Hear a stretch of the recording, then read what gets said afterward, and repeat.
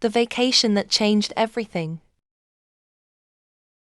It was the beginning of summer break, and Leo and his two best friends, Max and Daniel, were finally free from school. They had spent months talking about the perfect vacation. No phones, no stress, just the open road and new experiences.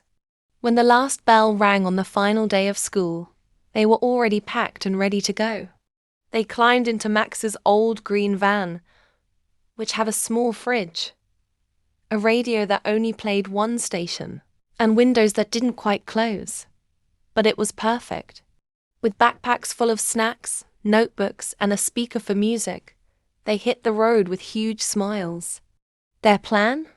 To explore the countryside, visit unknown towns, try weird food, and find hidden places most tourists never saw. The first day was magical.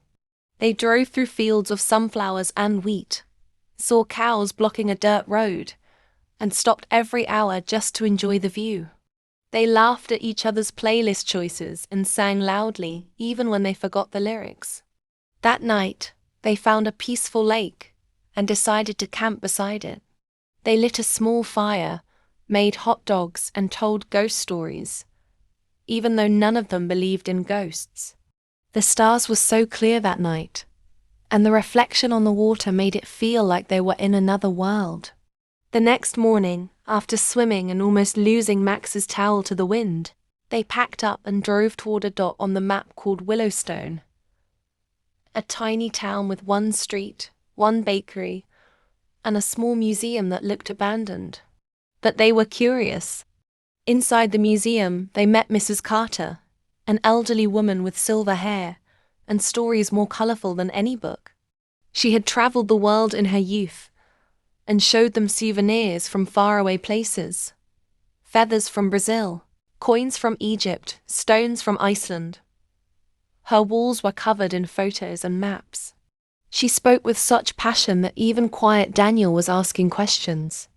Before they left, she gave them a small leather notebook. "Fill it with your adventures," she said. "Don't just take pictures. Write your story." Touched by her kindness, the boys promised to do just that. From that moment on, every evening, they took turns writing in the notebook what they saw, what they learned, funny moments, new words, and feelings they didn't want to forget. They hiked to waterfalls, got lost in cornfields, helped a farmer fix his broken fence in exchange for peaches, and even learned to paddle a canoe, though they fell into the river the first time. On the fourth day, after a long drive on a dusty road, they came across a strange wooden sign. "Secret garden to 2 miles." Of course, they had to follow it.